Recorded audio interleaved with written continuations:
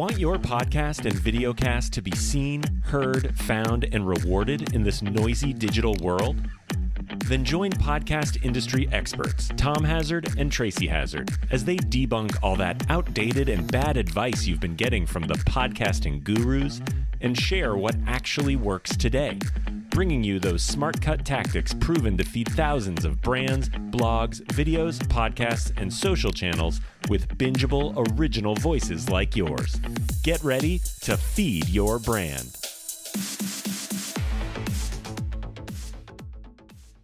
Well, I'm so excited to talk YouTube today. This is one of my favorite things to talk about, and because I'm a learner, I'm just a continual learner, and I have the best mentor on this. I think I have ever found, because Fran Asaro is just so brilliant at distilling down what you need to know, making sure that it's not way over your head, but also not dumbing it down to the point where you're like, I don't need this, right? You need it. Like, there's so much fabulous, beautiful detail. And Fran has been such an expert in YouTube and so deeply embedded in learning how things are working, what's changing, and constantly in it. And it's always different. It's like different every day on YouTube. I swear, I think it's different every day. And she's all deep in that world. And when you have such deep knowledge, getting it out there and getting it shared with those of you who can benefit from it is so critically important. And that's why it's my job right here today to bring you Fran Asaro. So here on Feed Your Brand, the podcast episode, and our coaching call for all things poditized and all things podcasters united, we have the brilliant senior tuber Fran Asaro today, and we are going to talk about YouTube engagement. Hey, Fran, thanks for joining us. Oh my gosh, Tracy, thank you so much for having me. You know how excited, first of all, we seem to click when we do this together, and I'm really thrilled to help anybody who wants to grow their channel. So this is a great gift. Thank you. We don't have to be seniors to work with you, but it is your niche area. And I love that because it implies that there's so much about technology that we think we know, but we really don't know. And it's not always important for us to know everything about how the YouTube algorithm works. We need to know how we need to interact with it. And that's what we're going to talk about today. Right. And also, I just want to say that some of us are not 20 and we just want to learn at a different pace. And so that's why I call it senior tuber, because if you can't run with the 20-year-olds, then maybe a slower pace would help anybody who needs to. I love it. Well, sometimes we do need to slow down, no matter if we're 20 or not. Slow down a little and really analyze and think about what we're doing from a careful perspective about whether or not this fits a trend that's going on. And that's where I want to start today, Fran, because I want to start with that there is a significant algorithm shift and a focus shift. I'm just going to call it focus because that's really what it is. It's not just in the algorithm. It's in all kinds of levels of big business practices at Google and at YouTube, because Google owns YouTube, that is focused on this idea of audience satisfaction. And that means that we can't just play an algorithm game. It's not good enough. We have to concentrate on our content, which is really important. And we have to make sure that the audience walks away really satisfied from that content. Yeah. And a really important indicator of that is YouTube engagement, or comments, likes, shares, subscribers, right? Like all of those things are indicators that our show is worthy.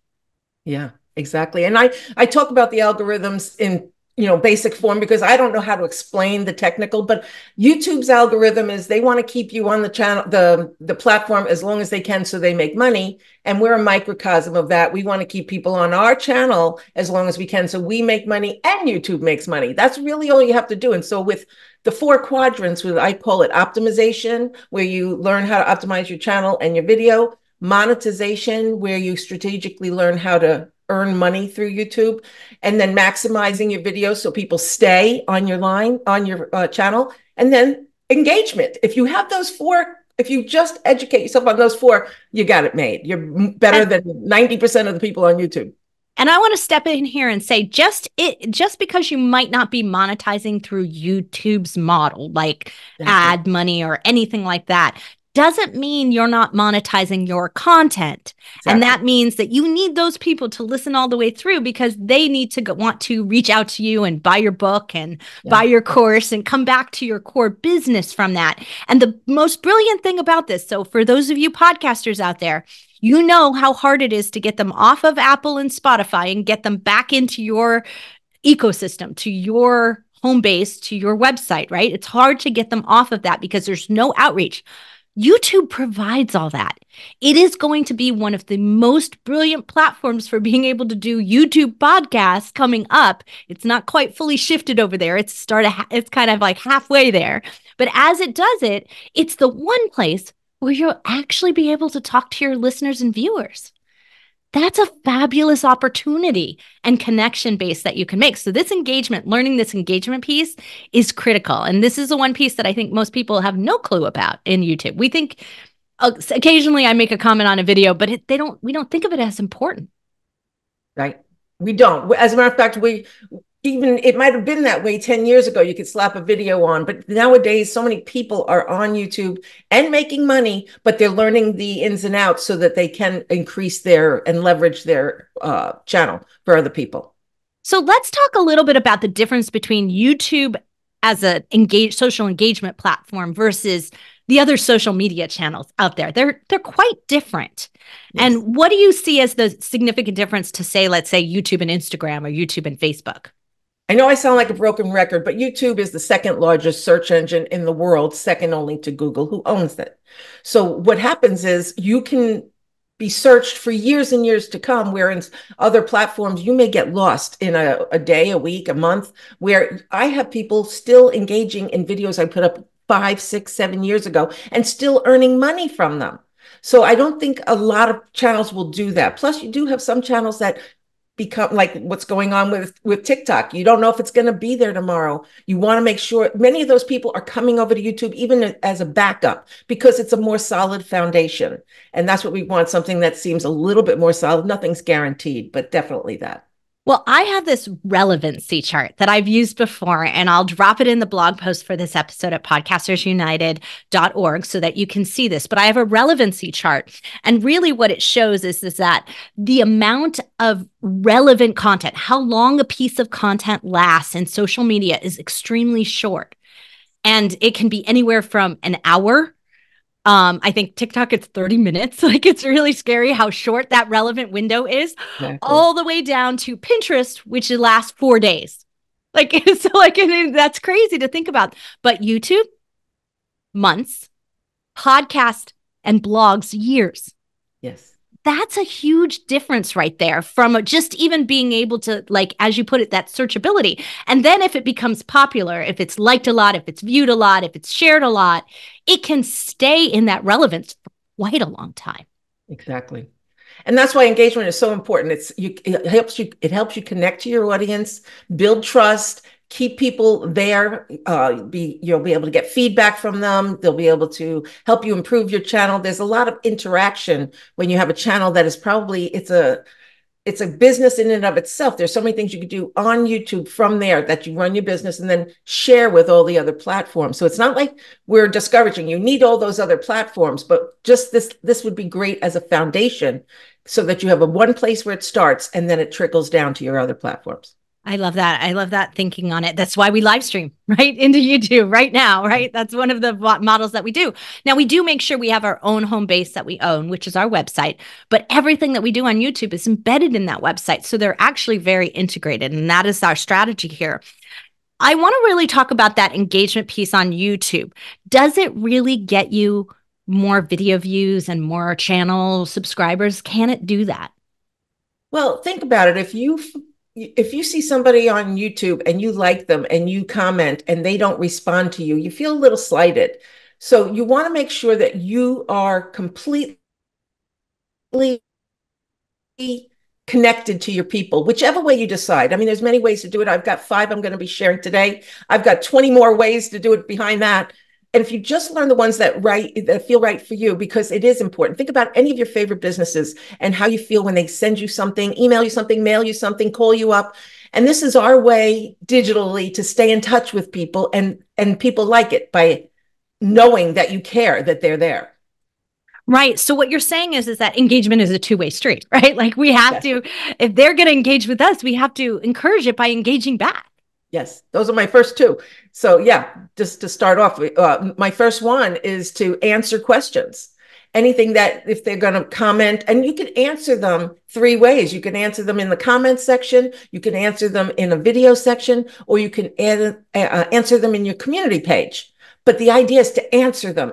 If somebody is commenting in some way to you, you want to go there and answer them. Don't just like their statement. Go in there and actually communicate. And that's a big thing. Even I have to connect.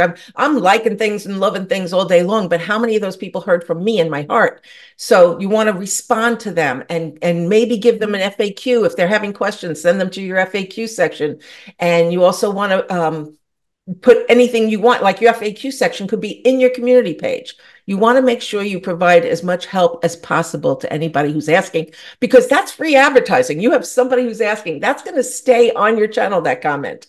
And then other people are going to learn from that, and they may be triggered. I have one of my videos is thousands of comments, and because people keep standing on the shoulders of the previous comment.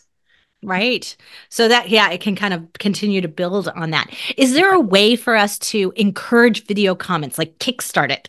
Yes. So that was the next thing, because if people aren't asking questions, it's your job to make sure that you ask them, right? So you could ask them what they're thinking. You could ask them any general question. You could ask them to subscribe or to comment or to share, whatever you want to do, but asking them, what did you think of this video? Or what did you learn? Or what have you done that might be different from what I said? And promote people to respond. Again, community page, in the videos, or on the comments section. Just keep staying with them. Like that's your way of, like, you can't see them, or you're not going to go to their house. You're going, this is your place. This is your channel to be able to ask them anything. And then that promotes people to respond.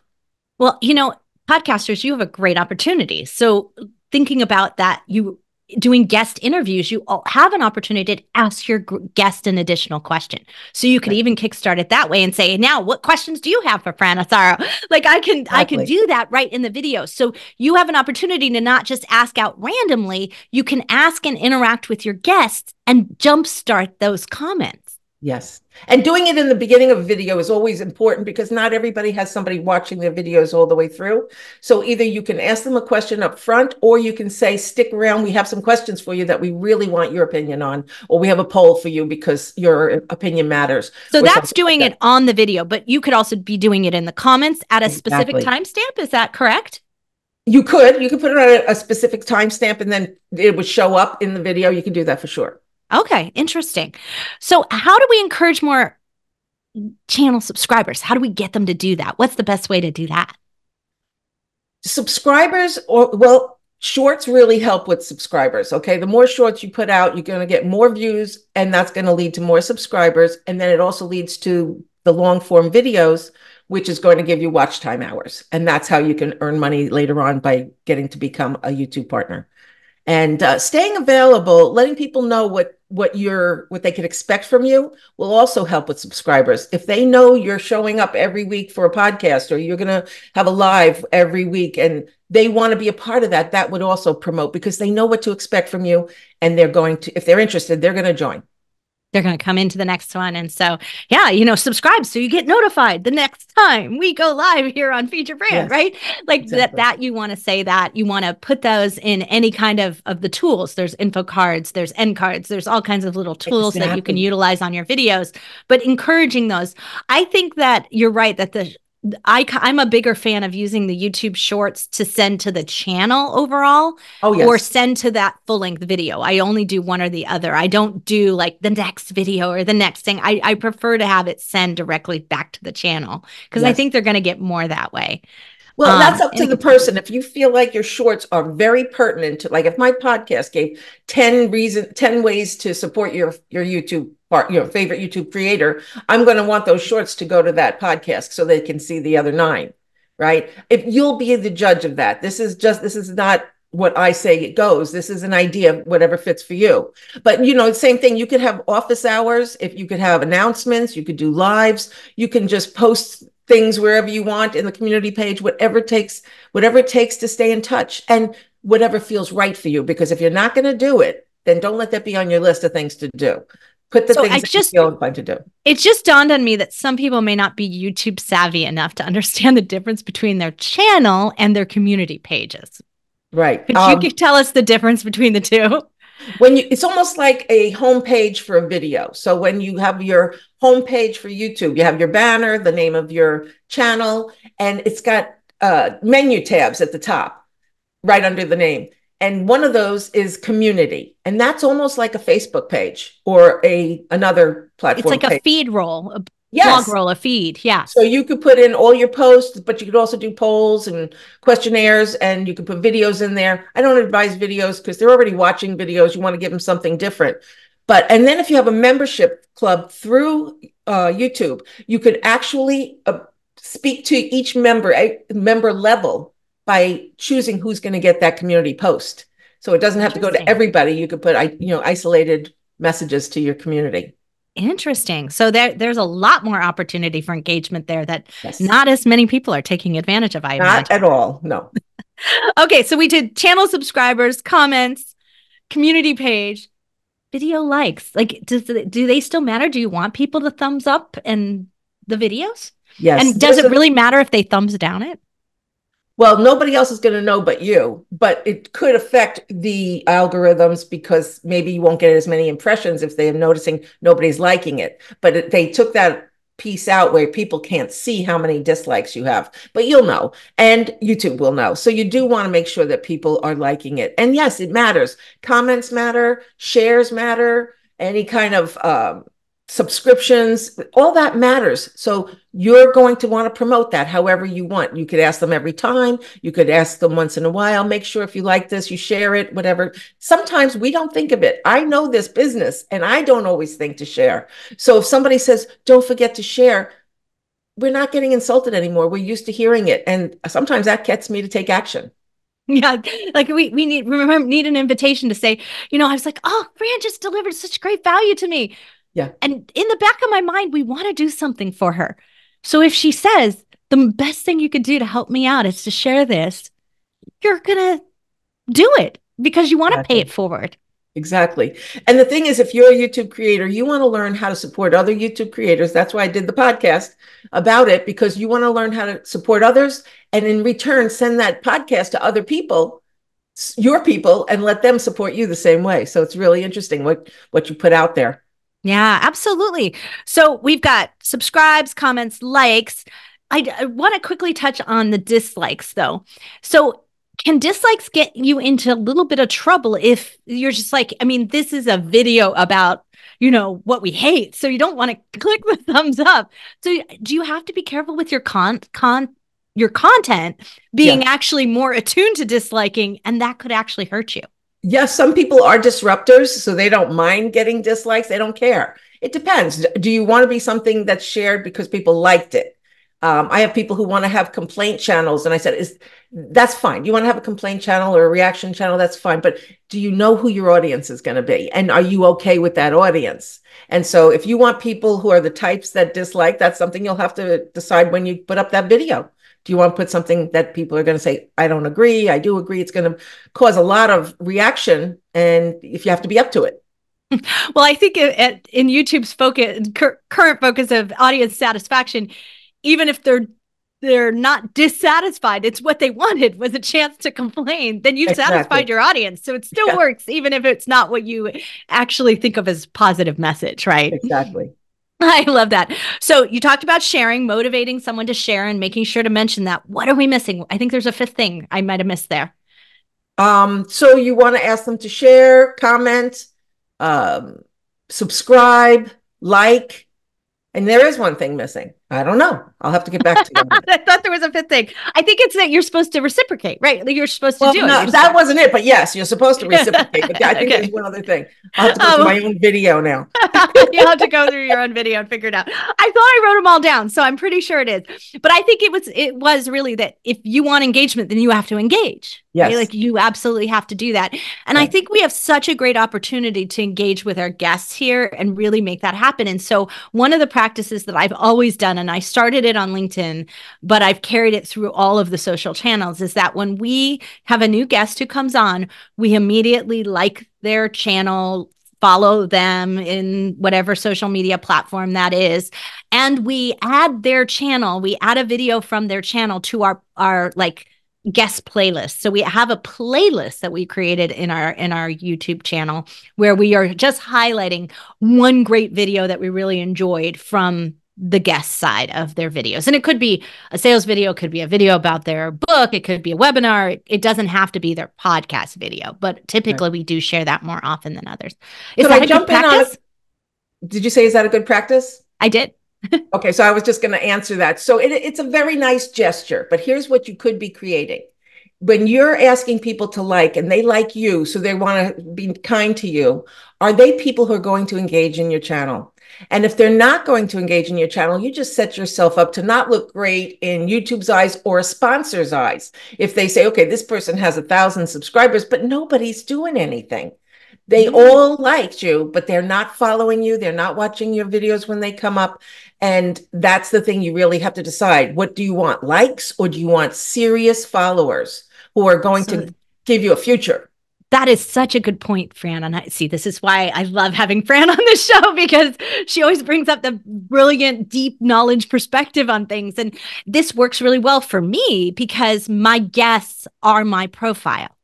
So they're already podcasters. I want them to follow. I want them, because then they'll get served up a video and they're likely to fall down the YouTube rabbit hole of finding out information that they didn't know, and then inquire to become my client, even though they were just my guest at one point. So it is my model. So if you're running a guest model and they are your profile, that might be a great strategy. But if they're not, you're just having more people like, but not then engage or comment or watch. Right. It's going to down your algorithm. It's going to upset the balance of things. So, and I tell people, here's my channel. If you feel connected to the content, then please like. If not, then no, don't. Wonderful. And don't get me wrong. Many of those likes that I have and the subscribers that I have, they started out in the early years. I was a failure at YouTube for 10 years, right? So some of those people came on that way. And the reason why I failed, even though I was a YouTube partner and I was monetized, I certainly didn't have the audience that I wanted to have. So it didn't help me by having some extra subscribers at all. That's right. And that's why we are never here encouraging you to pay for subscribers. And I know there are other people out there that do that, but Fran and I do not. We do not believe in it. It is not necessary. You should have in your own membership base, your client base, you should have plenty of people who can benefit from the content, who can be your first subscribers to help you get up to the metric that you need to hit 1,000 subscribers eventually. We provide enough tools for people to gain subscribers between the optimization and, with the shorts, anything that we can do to help you get subscribers. That's great. Just don't pay for somebody who doesn't know you and they're doing it just because they got paid for it to do it. Yeah, that's not going to help you at all. Well, there's been some things going on about this sort of satisfaction model and ways that YouTube is measuring it. And I actually got served up. So you sent me this great video from TubeBuddy, which is one of you're a TubeBuddy partner, which we absolutely have been introduced to through you and love. And there was this video about these surveys that they'd been doing to test the satisfaction. And I got one this week, which was so funny. It was like all of a sudden I became aware of it and I got one at the same time, which happens so rarely. Wow. And lucky for you, it was on your video. So I got to fill out a satisfaction survey on your video, Fran. Oh my gosh, that's so exciting. So I got to leave you a fabulous little 5-star review and told them why I liked it. Like there was like these little buttons. And it dawned on me that the way that they're doing it is very AI driven. Like I can see the AI because they're planting the types of comments about like what you would say is like, this was really detail oriented, or this gave me exactly the tip that I was looking for. Like they're kind of planting it in a type, but they've given it a name that helps me identify that. So I don't just write something in random. I click a button that says, this is how it satisfied me. Good. Right. Well, so it's categorizing it. Yeah. So, but it dawned on me that these ratings and surveys are really going to be valuable going forward because they are really going to set the tone for what we should do more of. Right. They're grooming us for greatness. They're letting us know what YouTube's about, what their mission is. They're more family oriented and they want people to be liked and they want you to earn money. The more money you earn, the better they do. So yes, they're doing things like that, and questionnaires and polls and ratings, so that you have a barometer to see how you're doing. That's why I was doing the evaluation reports, to let people know how their channels are doing, because some people don't even know that. Right. So that's where I want to, before we go today, I want to make sure that everyone knows that Fran is always available to help all of us with that. And she is so brilliant and in really analyzing things through and pointing out things that you go, that should have been so obvious to me. I don't know why I didn't see it. But she will go through your channel and give you a complete analysis and audit of what you can, an evaluation of how you can improve it. Yeah, we have clients who are typing into the chat right now as we're doing this, saying, "I'm a witness." Is that Kevin? Yeah, that's Kevin Warren. Kevin. Sports Chaser podcast. Oh my gosh, yes. Yep. And so you can book a call with her, and we'll have that link in the chat. It's also because Fran is a partner with Podcasters United. You can reach to her through anywhere in the tip area. You type in YouTube and you're going to find Fran in there too. She's always listed at the bottom of every blog with a link to how to connect with her. But the most important thing is that sometimes we don't ask. We think we know better. And it really takes a true expert to just open our eyes to, I should be changing that profile header. Why haven't I done that yet? It's time, right? And be thinking about what else I could do to really maximize my opportunities for engagement, for a larger community, for more views, for an expansion of it, and tapping into what YouTube is doing well today. Because I may have set my channel up 5 years ago. Yes. And it doesn't work like that anymore. Changes. You're exactly right. That is such an important piece. People think they've done it right, and they did for the time. And they don't know that things change. So even just the shorts, people don't know that the shorts, you can now connect with another video. So people will be watching your short and go over to the video you want them to see next. That just came up. Shorts just came up a little over a year ago. So we have to stay on top of that. We try to do it for you, right? So that you just could come to a podcast or a group. So I had a couple more things for the engagement. I just want to say acknowledgement. That is really important. So if you have super thanks, which I just gave you a super thanks video you're going to be posting, I guess. If you're into super thanks where people have an opportunity to thank you for your videos or your lives, you want to acknowledge them for that. If they've commented or shared or maybe shared your video link, something that you know they did for you, you want to acknowledge them. That's another thing. Do not just give them a heart. Use their name specifically. Share their link to their own channel if you can. Like really get into the thanks, like it's meaningful for them and that they feel honored, because people love to see their own name up in lights. They want to know what they are getting thanked for their efforts, and that you really do appreciate them, because they don't want to just give something randomly without ever being appreciated. So definitely want to acknowledge that. Really does promote engagement. Well, you know, and this is the thing. So I am definitely headed into that senior tuber age range. So I don't know about those of you, but I grew up in the East Coast. And so I grew up with Romper Room. Oh, me too. You grew up with Romper Room too. And that was how fascinated as kids were we? She looks in the magic mirror and she is acknowledging you from wherever you are because your parent was wonderful and sent your name in. And it would say, Tracy from Connecticut, or wherever you were from. Oh, yeah. And, and that means something to people still. It hits us at a place where we really get seen. Yes. That's so important. If you can't get it yet by giving it, think about how you feel when you're acknowledged. I stopped in on Kevin's, one of his podcasts.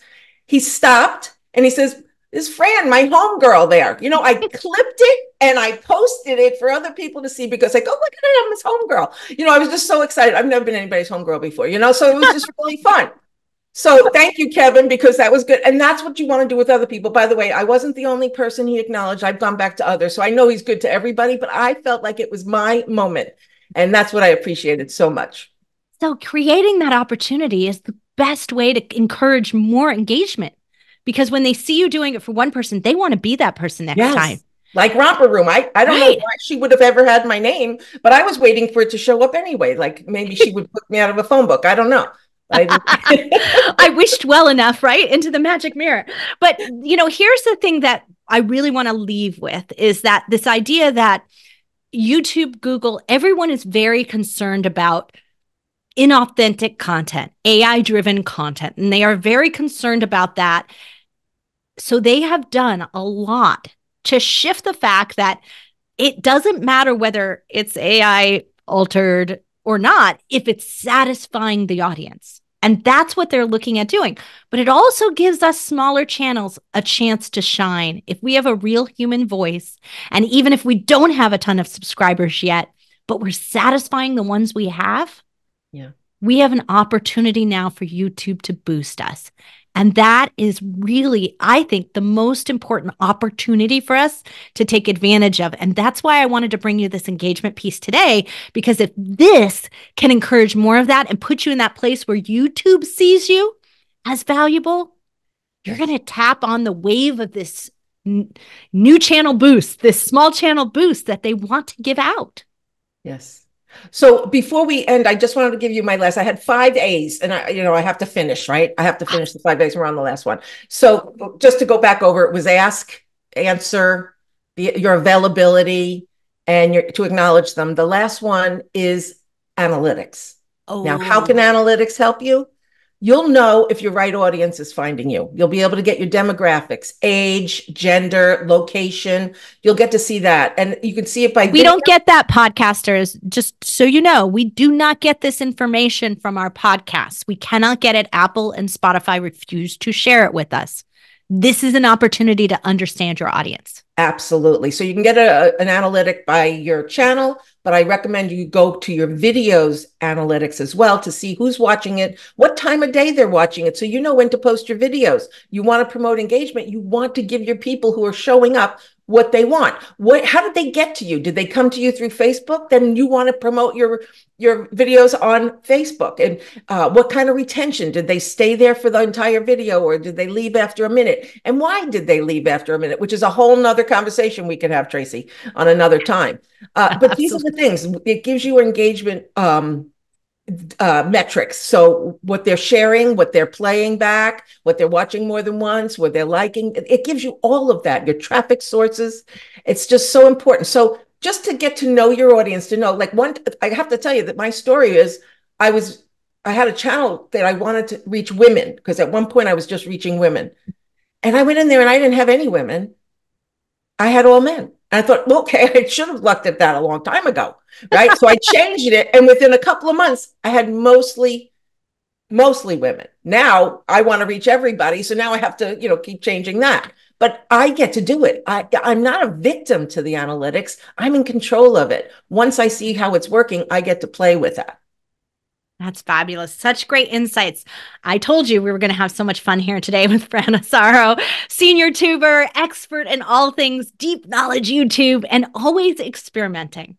Yes. Fran, I am so glad you are a part of our community, and I can't thank you enough for being a Podcasters United partner and supporting all the podcasters out there who also want to be videocasters. I am thrilled. Thank you. I can't stop talking about it. People are avoiding me now. But yeah, I do love it.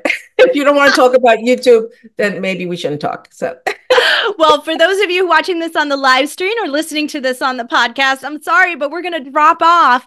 Our community is so lucky. They get to ask Fran any question they want. So come join our community. All you got to do is go to podcastersunited.org and fill out a membership form. Super simple. We don't cost anything. We don't do anything but make sure that you show up to our live streams and are able to show up to our internal community meetings. So look forward to seeing you there. Thanks everyone for listening, watching, and being around for us live today. For those of you on the live stream, I'm Tracy Hazard, and I'll be back next week with Tom Hazard, my co-host, and we'll be talking about another deep podcasting topic. And of course, we're going to have Fran Asaro back here again. Make sure you check out the blog post and check out Fran Asaro, senior tuber. Thank you. Heard something useful today but didn't have a chance to write it down? No worries. Tom and Tracy have you covered. Head to podetize.com, where you can get free tips, resources, advanced masterclasses, and launch bootcamps. While you're there, book a free audit to find out how your podcast scores against the competitors and what you can do about it. Last thing, don't forget to follow Podetize, Tracy Hazard, and Tom Hazard on social so you can ask questions during their next live stream. Until next time, keep podcasting.